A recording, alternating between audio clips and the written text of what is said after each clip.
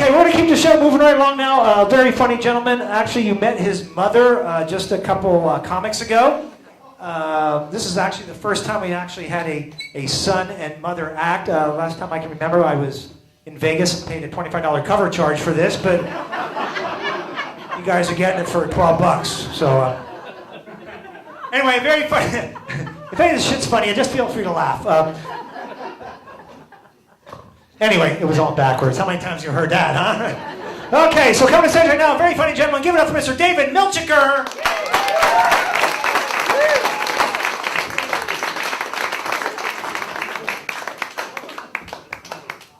All right. How you guys doing tonight? You guys can relax and take a deep breath because I don't have Ebola. All right. Does anyone here live in Irvine?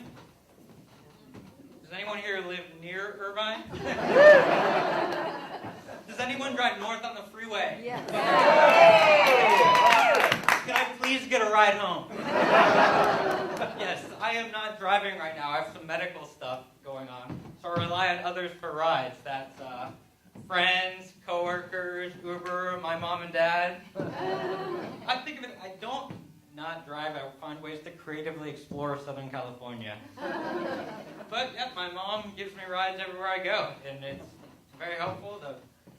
It's really helpful when she takes me to Albertsons. She helps me pick out fresh fruit, vegetables, baby oil, condoms. Honey, don't buy lifestyles. That's the kind you and your father bought, and that's why you're here.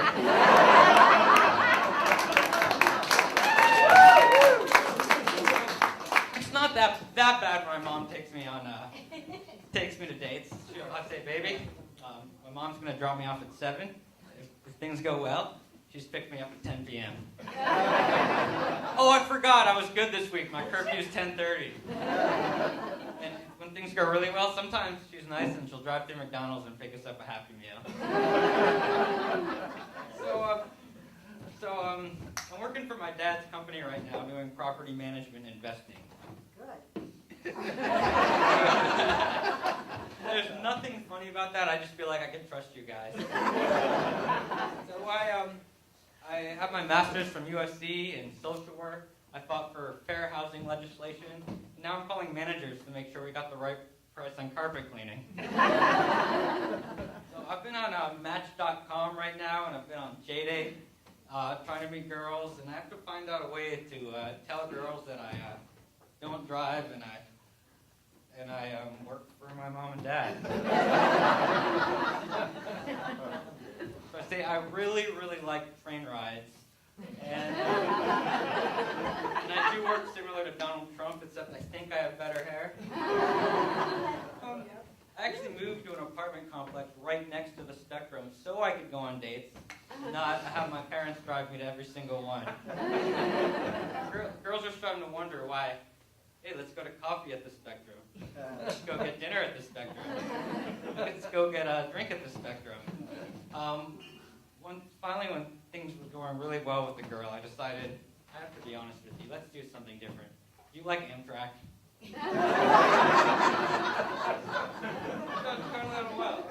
Well, I have a pretty dirty joke, but my mom's here, so you guys think I should tell it? Yeah. Okay, I wasn't sure.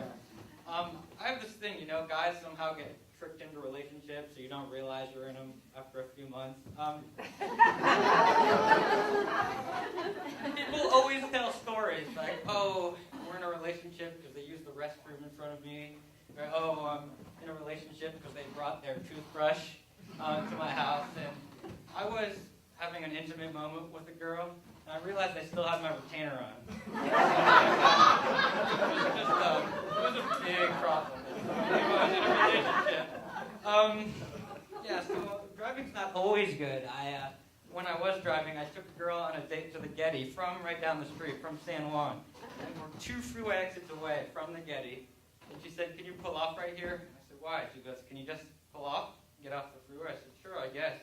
She says, can you pull off and stop the car? So I said, sure, why? And she said, I don't feel comfortable. I said, well, if you don't, I'll just drive home. I'll stick quiet. She goes, no, I don't feel comfortable. She opened the door and ran out of the car. The whole out what I did, why I didn't make her feel comfortable. I found out that the next day that she just needed a ride to Los Angeles.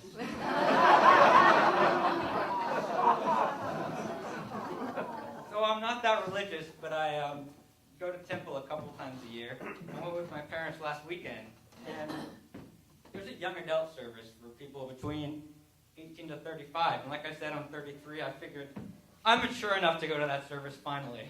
And how was I supposed to know that you're not supposed to go up to 19-year-olds and hit on them while they're praying? I just didn't. So I go back to the adult service because I figured it was probably time. They probably didn't want me there anymore. But that service always goes a little longer, the adult service. So I sit down next to my mom. She goes, "David, I'm so sorry for sending you to the children's service all by yourself. without introducing you to any kids." I said, "Children's service? Kids? Mom, how could you? I'm so alone and scared." It felt so good to cry on her shoulder. Oh, honey, don't forget to tell anyone before you stop talking. I'll not forget. Don't forget. Thank you. I will not forget. Don't forget. I'm single. I have a stable career. I have a master's degree, and I'm very handsome.